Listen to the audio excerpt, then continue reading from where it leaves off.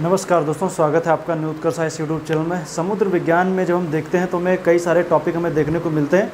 हालांकि समुद्र विज्ञान के अंतर्गत लगभग सभी टॉपिक मैंने बता दिए हैं और उसकी मैं एक सेपरेट प्लेलिस्ट में बना दूंगा, आप लोग उसमें जा करके देखेंगे तो ओशिनोग्राफी के जितने भी आपको टॉपिक हैं वो सब आपको मिल जाएंगे। लगभग टॉपिक मैंने बना दिया है, आप लोग उस प्लेलिस्ट को देख लीजिएगा। हालांकि इसमें कई सारे सिद्धांत में हमें देखने को मिलते हैं जो कुछ प्रमुख सिद्धांत हैं। हालांकि हम जब इसमें अंतर्गत जब हम देखेंगे तो प्रवाल भित्तियों से रिलेटेड हमें सिद्धांत देखने को मिलते हैं, चाहे वो सिद्धांत डार्विन का हो, चाहे वो सिद्धांत मर्रे का हो, चाहे वो सिद्धांत हो डेली का।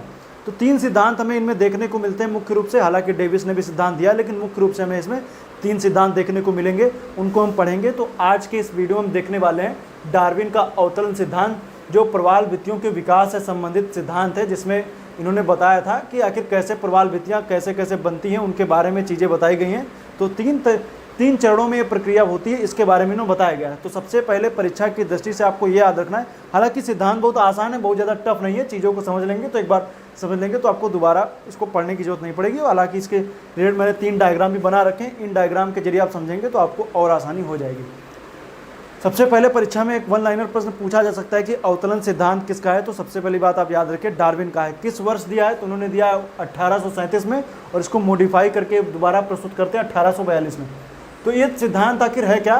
दरअसल ये सिद्धांत है प्रवालों का विकास। इन्होंने बताया था कि जो प्रवालों का जो विकास होता है वो स्थल खंडों के धसाव की वजह से होता है। इस स्थल खंडों के धसाव से कहते हैं अवतरण, मतलब धसाव की वजह से होता है। इसमें इन्होंने इसके रिलेटेड 3 अवस्थाएं बताई थी कि 3 अवस्थाओं के तहत क्या होता है कि प्रवालों का विकास होता है। और जो हम लोग प्रवाल भित्ति पढ़ते हैं ना, तो प्रवाल भित्ति हम लोग पढ़ते हैं ना, तटीय प्रवाल भित्ति, अवरोधक प्रवाल भित्ति और तीसरी होती है परवलयाकार प्रवाल भित्ति। तो 3 तरीके की प्रवाल भित्तियाँ हम पढ़ते हैं, तो उनका निर्माण वगैरह कैसे होता है उससे रिलेटेड तो हम चीज़ों को समझेंगे। तो आइए देखते हैं पहली स्टेज, दूसरी स्टेज और तीसरी स्टेज के बारे में हम समझेंगे। तो सबसे पहले मैं बता दूं कि मान लीजिए जैसे कोई ये कोई जैसे मान लीजिए एक द्वीप है और ये क्या है, ये मान लीजिए कोई एक सी लेवल है, समुद्र की सतह है। तो सबसे पहले समुद्र की सतह से किनारे पर आप जान रहे हैं कि यहाँ पर क्या होती है, तटीय प्रवाल भित्तियाँ होती हैं। इस तरीके से आप पाई जाएंगी, यहाँ पर क्या होंगी, तटीय प्रवाल भित्तियाँ यहाँ पर ऐसे पाई जाएंगी जो तट के सहारे होती हैं। ये कोई द्वीप है, द्वीप के किनारे तट है, तट के किनारे पर यहाँ पर प्रवाल भित्तियाँ पाई जाती हैं। तो इन प्रवाल भित्तियाँ जो पाई जाती हैं, इनमें सबसे पहले आप याद रखिएगा, इन्होंने बताया कि दरअसल भूखंड का क्या होता है, धसाव होता है। क्या होता है? भूखंड का धसाव होता है। तो उस वजह से क्या होता है, मान लीजिए ये द्वीप है, ये द्वीप धस गया, ये द्वीप क्या हुआ, जो ये मैं सिचुएशन बता रहा हूँ इसको इस फिगर के जरिए समझिएगा। और जो आप ये डॉटेड लाइन देख रहे हैं, ये पूरी लाइन, ये है समुद्र की सतह, यह सी लेवल है, समुद्र की सतह है, यह सी लेवल है। जो ये लाइन डॉटेड आपको दिख रही है, समुद्र की सतह है। तीनों फिगर जो हैं वो अलग अलग हैं और अवस्थाएं बता रहे हैं। यही फिगर ये है, उसके बाद की सिचुएशन ये है। तीनों फिगर आप समझिएगा। तो जैसे क्या है, मान लीजिए जैसे कोई ये भूखंड है, ये क्या है, कोई भूखंड है। भूखंड के किनारे पर जब आप देखेंगे तो यहाँ पर आपको दिख रही प्रवाल भित्ति को बोला गया तटीय प्रवाल भित्ति। तटीय प्रवाल भित्ति, ये क्या है, तटीय प्रवाल भित्ति है। अब इसमें क्या हुआ, भूखंड का क्या होता है, धसाव होता है। भूखंड का क्या होगा, धसाव होगा। जब भूखंड का धसाव होगा तो ये वाला जो देखिए यहाँ पर देखेंगे तो ये यहाँ तक आ रहा है, लेकिन इसमें भूखंड क्या हो गया, धस गया। तो भूखंड के धसाव के पश्चात में जो कोरल रीफ होगी, कोरल रीफ से और भूखंड के बीच में ये कह सकते हैं कैसा, समुद्री का एक कह सकते हैं समुद्र से कटा हुआ समुद्र, एक तरीके से कह सकते हैं। यहाँ पर निर्माण हो जाएगा लैगून का। और चूंकि आप ये क्या होता है, इसको हम बोलते हैं बैरियर रीफ या अवरोधक प्रवाल भित्ति के नाम से हम इसको जानते हैं। दरअसल इसमें क्या होता है कि स्थल खंड से, मतलब कि मान लीजिए द्वीप ये स्थल खंड है, स्थल खंड से कुछ दूरी पर यहाँ पर प्रवाल भित्ति का विकास होता है। दरअसल में बताएगा कि ये हिस्सा धस गया, ये जब हिस्सा धस गया तो यहाँ पर क्या हुआ, ये समुद्र के नीचे चला गया हिस्सा, तो यहाँ पर कुछ हिस्से बच गई, क्योंकि पहले ये वाला हिस्सा था वो यहाँ पर था, लेकिन जब हिस्सा धस गया तो ये वाला हिस्सा बच गया, ये वाला हिस्सा। तो इसके बीच में और इसके बीच में ये यहाँ पर लैगून बन गई और ये तट से कुछ दूरी पर ऐसे में देखने को मिलता है। तो इसको बोला गया अवरोधक प्रवाल भित्ति। खास करके जब आप देखेंगे तो ऑस्ट्रेलिया के उत्तर पूर्वी हिस्से में आपको दिखेगी ग्रेट बैरियर रीफ। जब ऑस्ट्रेलिया को देखेंगे कुछ इस तरीके से, जैसे मान लीजिए क्या है, ये ऑस्ट्रेलिया है, ऑस्ट्रेलिया के इस हिस्से पर आपको दिखेगी बैरियर रीफ, यहाँ पर आपको दिखती है। तो ये क्या है, ये अवरोधक है, ऑस्ट्रेलिया के मुख्य तट से थोड़ी दूरी पर स्थित है। ये वाला क्षेत्र जो होता है इसमें शांत जल होता है, थोड़ा सा कह सकते हैं हल्का सा शांत जल होता है। इसमें मछुआरे अपनी जाल डाल करके मछलियाँ निकाल लेते हैं, क्योंकि शांत जल का क्षेत्र है ये वाला क्षेत्र। ये कि इसको लैगून बोलते हैं, ये लैगून। तो इसको याद रखिएगा। बीच कैसे, यहाँ पर आप देखेंगे तो कोरल सी वगैरह भी आपको देखते हैं, और कह सकते हैं यहाँ पर इतनी ज़्यादा जैव विविधता पाई जाती है। काफ़ी जैव विविधता होने की वजह से इसको हम समुद्र के वर्षा वनों की भी संज्ञा में इसको दे सकते हैं। इसको याद रखिएगा, समुद्र के वर्षावन वगैरह भी बोलते हैं। खैर चूँकि हम बात कर रहे हैं पहली अवस्था में भूखंड इस तरीके से, दूसरी अवस्था में भूखंड का धसाव हुआ। भूखंड के धसाव होने की वजह से ये वाला हिस्सा क्या होगा, अवरोधक प्रवाल भित्ति बन गई, अवरोधक प्रवाल भित्ति। तीसरी स्टेज में जब हम देखेंगे तो ये जो हिस्सा है भूखंड का, ये पूरा हिस्सा नीचे धस गया। पूरा हिस्सा जब नीचे धस गया, धसने की वजह से प्रवाल भित्तियाँ जो है हल्की हल्की ऊपर दिखने लगी। ये हल्की हल्की प्रवाल भित्तियाँ जो हैं वो ऊपर दिखने लगी, और इसकी आकृति कुछ इस तरीके से हो जाती है।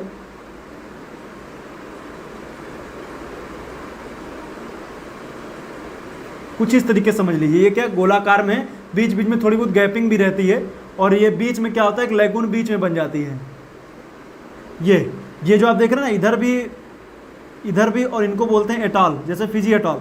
तो ये क्या है, यहाँ पर एक हो गया, इधर भी हो गया, मतलब गोलाकार में ही है, समझ लीजिएगा इसको गोलाकार में। और बीच में क्या हुआ, छिछले क्षेत्र का, मतलब कि एक छिछला एक समुंदर है, पानी है, जिसमें क्या है, एक झील जैसी बन गई जिसको हम बोलते हैं लैगून। जिसके बीच में क्या होती है, लैगून बन जाती है। तो वलयाकार, परवलयाकार, इसको हम बोलते हैं परवलयाकार प्रवाल भित्ति।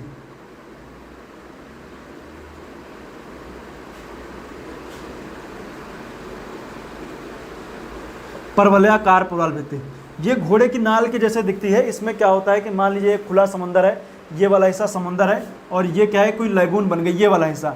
तो इसमें क्या होता है कि एक कुछ हिस्से खुले होते हैं, जैसे मान लीजिए ज्वार की स्थिति हो, ज्वार भांटा वगैरह है, तो पानी इसमें जाता है, फिर चला आता है, पानी जाता है, चला आता है। तो ये कह सकते हैं छिछला समुद्र, क्योंकि इसके नीचे जब आप देखेंगे तो यही स्थलखंड, इसके नीचे यहीं पर देखेंगे तो स्थलखंड यहीं पर धसा हुआ है इसके नीचे।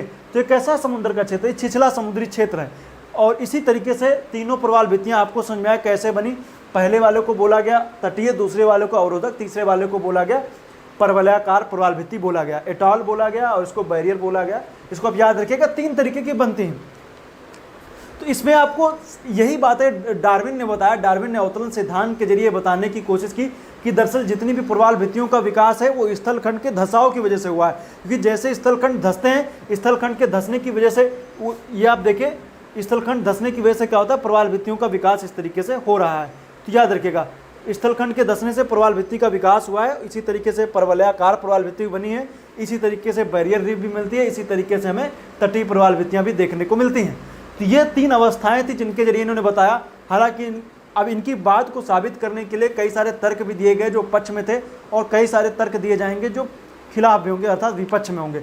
तो पक्ष विपक्ष की बात करेंगे, आखिर इन बातों को हम कैसे समझ सकते हैं। हालांकि इन्होंने अपना सिद्धांत दे दिया, लेकिन इस सिद्धांत को आप अप्लाई कैसे करेंगे, आप कैसे समझेंगे कि ऐसा कहीं हमें देखने को मिलेगा कि प्रथम द्वितीय तृतीय अवस्था हुई है।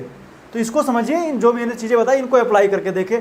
तो पक्ष में प्रमाण है, हालांकि समुद्र की गहराई को हम फैदम में मापते हैं, एक फैदम बराबर 1.8 मीटर होता है। तो इसको आप समझ सकते हैं, जब कहीं आए तो लगभग 2 मीटर के आसपास आप समझ लीजिए, एक फैदम बराबर 2 मीटर।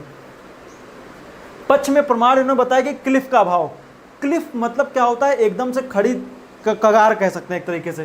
जैसे मान लीजिए, जैसे हम लोगों ने बात किया कि इस तरीके से है, और यहाँ पर आप देखेंगे समुद्र की आज चीज़ें यहाँ पर देखने को आपको मिलती है, समुद्र है। तो यहाँ पर क्लिफ का अभाव, क्लिफ का मतलब होता है तटीय क्लिफ। मैंने बताया था कि यहाँ पे बिल्कुल खड़ी कगार हो, इस तरीके से हो, इस तरीके से ये क्लिफ होती है। ये कोई भूखंड है, ये समुद्र है, और ये क्या है, ये कोई खड़ा कगार है, मतलब एक तरीके से क्लिफ है। तो क्लिफ का अभाव होता है, और ये मैंने इसमें भी देखने, क्योंकि ये हिस्सा धस रहा है, धसने की वजह से यहाँ पर क्लिफ का अभाव आपको देखने को मिलेगा। और पहली बात तो इससे ये क्लियर हो जाता है कि इनके पक्ष में प्रमाण यही है कि क्लिफ का अभाव, क्योंकि भूखंड धस रहा है। दूसरा है लैगून की कम गहराई। चूंकि मैंने बताया है कि ये हिस्सा नीचे धस गया है, नीचे हिस्सा जब नीचे धसने की वजह से जहाँ पर छिछला लैगून होता है, तो हालांकि लैगूनों में ऐसा देखने को मिलता है कि लैगूनों की गहराई कम होती है। तो ये एक पक्ष में प्रमाण हमें देखने को मिलता है। ग्रेट बैरियर रीफ में भी जब आप देखेंगे तो आप मान लीजिए ये ग्रेट बैरियर रीफ है, मैं थोड़ा सा मिटा देता हूँ तो आपको चीज़ें और अच्छे समझ में आ जाएंगी। गहराई देखते हैं, तो जैसे मान लीजिए ये बैरियर रीफ है, ये मान लीजिए जैसे ये ये बैरियर रीफ है, तो ये खुला समुद्र हो गया और ये वाला हिस्सा हो गया कोरल का। यहाँ की गहराई जब आप देखेंगे तो इससे जो है वो कम है, ये वाला जो हिस्सा जो होता है ये कम है। तो बीच का हिस्सा जब आप देखते हैं तो ये वाला हिस्सा क्या होता है, कम गहरा होता है, क्योंकि इसके नीचे भूखंड था, वो नीचे क्या हो गया, धंस गया। तो इसको आप याद रखिएगा, हिस्सा क्या हो गया है, नीचे धंस गया है। अब हम देखेंगे नेक्स्ट, हम टॉपिक इसमें देखेंगे आखिर इसमें प्रवाल भित्तियों के नीचे की ओर अधिक मोटाई। तो हमें ये भी देखने को मिलता है कि प्रवाल भित्तियों की जब नीचे की ओर जाएंगे तो ये प्रवाल भित्तियाँ जो है जैसे जाएंगे तो नीचे की ओर ये अधिक मोटी होती चली जाती हैं, क्योंकि ये हिस्सा जब धसेगा तो ये हिस्सा नीचे बैठ जाएगा, तो यहाँ की ऊंचाई वाली चीज़ें यहाँ चली जाएंगी, तो इस तरह के नीचे बैठने की वजह से ये हिस्से में मोटाई बढ़ती चली जाती है। हालांकि फिगर में आपको चीज़ें नहीं समझ में आ रही, ये जब नीचे की ओर देखेंगे तो ये क्या होती है, ये इस तरीके से जाती हैं।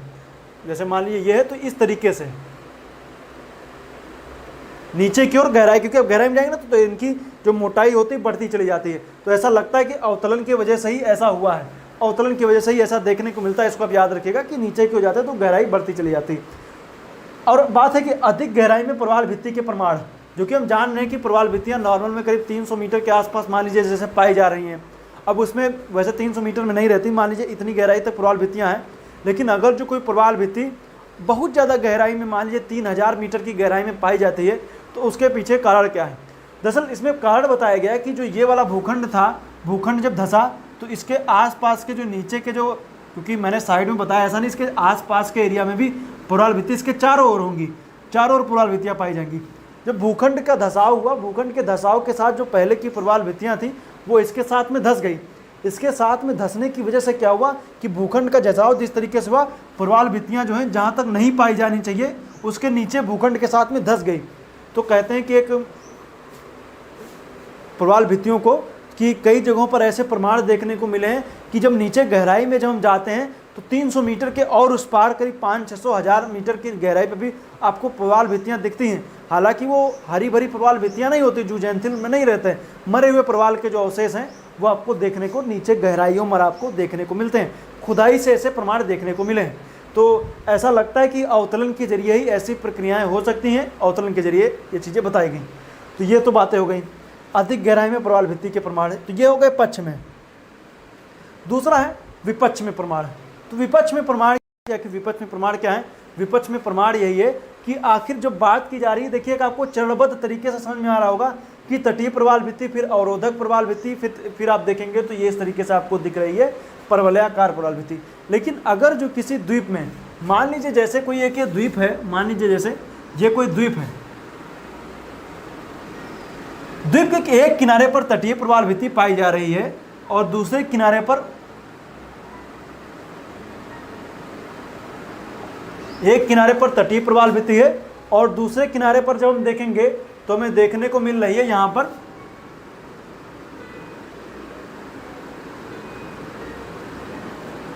अवरोधक प्रवाल भित्ति पाई जा रही है। एक किनारे पर तटीय, दूसरे किनारे पर अवरोधक प्रवाल भित्ति पाई जा रही है। तो जब दोनों प्रवाल भित्तियां पाई जाएंगी तो अगर जो धसाव की वजह से हो रहा है तो फिर ये दोनों अलग अलग होनी चाहिए, लेकिन ऐसा नहीं है। देखेंगे तो विपक्ष में प्रमाण में तटीय और अवरोधक का एक साथ पाया जाना। एक तरफ मान लीजिए कोई द्वीप है, उसके एक किनारे पर हम देख रहे हैं तो तटीय प्रवाल भित्तियां ही पाई जा रही, दूसरे किनारे पर जब अवरोधक प्रवाल भित्तियां पाई जा रही हैं। लेकिन अगर जो चरणबद्ध तरीके से हो रहा है, द्वितीय अवस्था में हम देख रहे हैं कि तटीय प्रवाल भित्तियों के बाद में हमें देखने को मिल रहा बैरियर रीफ बन रही है। तो द्वितीय अवस्था में जब बैरियर रीफ बन रही है तो ये दोनों एक साथ कैसे पाई जा रही है, एक तरफ तटीय एक तरफ अवरोधक, इस तरीके के प्रमाण मिलते हैं। इससे पता चलता है कि इनका विकास आप देखेंगे तो इस तरीके से अर्थात अवतरण सिद्धांत के परिभाषित नहीं कर पा रहा है। दूसरा है वलयाकार प्रवाल भित्ति के समीप भूखंड का उत्थान। जैसे मान लीजिए बताया गया कि ये स्थिति ऐसी बन रही है कि भूखंड नीचे धंस रहा है, तो भूखंड धंसने की वजह से परवलयाकार प्रवाल भित्ति हुई, लेकिन पास में देखा गया कि कहीं पे भूखंड उठ गया, द्वीप भी बन गया।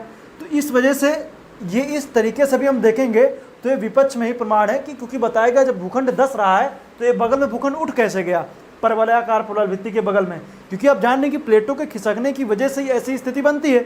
भूखंड कोई धंस जाता, कोई ऊपर उठ जाता, लेकिन एक ही जगह पर भूखंड उठ भी रहा हो धंस भी रहा हो, ऐसा संभव नहीं है।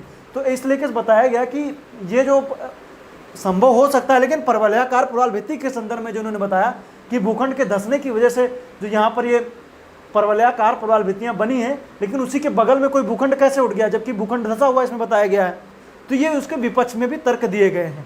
तो इन तर्कों को आप याद रखिएगा, हो सकता है परीक्षा में प्रश्न पूछ लिया जाए। नॉर्मल में वन लाइनर में तो यही आता है कि अवतरण सिद्धांत किसका, डार्विन का है। किसको रिलेटेड है, प्रवालों का विकास से स्थल खंडों के धसाव से हुआ है, ये याद रखिएगा। अवस्थाएं 3 हैं, तीनों अवस्थाओं मैंने आपको बता दिया है। तो आज के लिए फिलहाल इतना ही। उम्मीद करता हूँ वीडियो आपको अच्छा लगा होगा। वीडियो देखने के लिए आपका पुनः एक बार बहुत बहुत धन्यवाद।